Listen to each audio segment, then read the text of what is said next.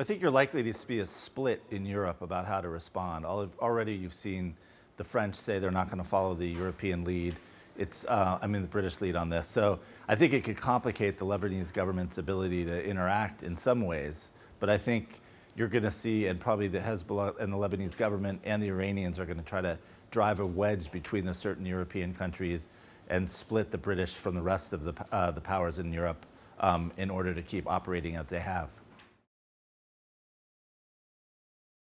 Since the Trump administration has come in, they've really started to turn the screws more, the financial screws, particularly on Iran and its allies, including Hezbollah. So I think for the British to come into line on banning the entire Hezbollah organization is definitely what the Americans want. They're trying to cut off its banking relationships, its diplomatic relationships. So the British effort is really important in that regard.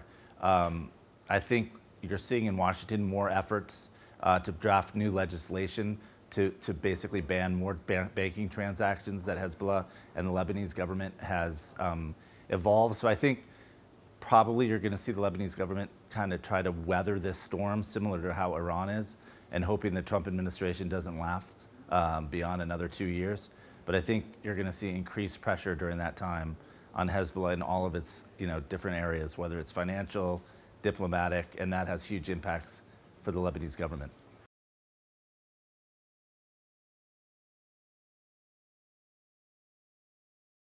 The situation with Hezbollah plays into this larger dynamic where you have the Americans wanting to push the Europeans into a much more direct conflict with Iran.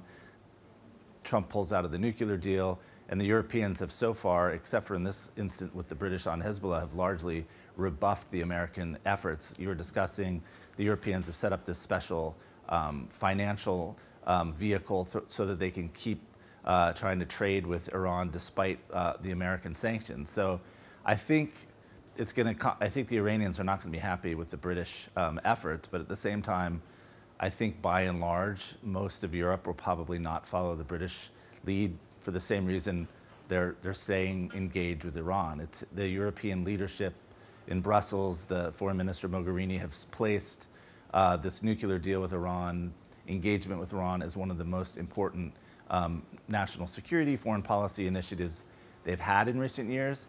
So I think that's why you'll probably see a reluctance to follow the British lead, because it could complicate that relationship with Iran, and Iran will make that clear. I think you've seen this a lot in the last decade, even in the Iraq War, where you had Central European, Eastern European, sort of the former Soviet states much more willing to follow the U.S. on a hard line. You saw that a bit in Iraq. You saw that at this summit a couple weeks ago in Warsaw that the Trump administration convened to try to build a bigger coalition against Iran. The Federica Mogherini, the EU foreign policy chief, did not show up. Other foreign ministers didn't, but you saw some of these Central European, Eastern European countries be more engaged. I think those are the type of governments that might follow the British lead, which is essentially following the American lead. So I think when I was talking about these splits in Europe's, Iran's efforts to kind of play off these splits, the Lebanese government, that's kind of what I'm talking about, whether these Eastern European governments are more willing to follow the British line. I think that's what I'd watch for.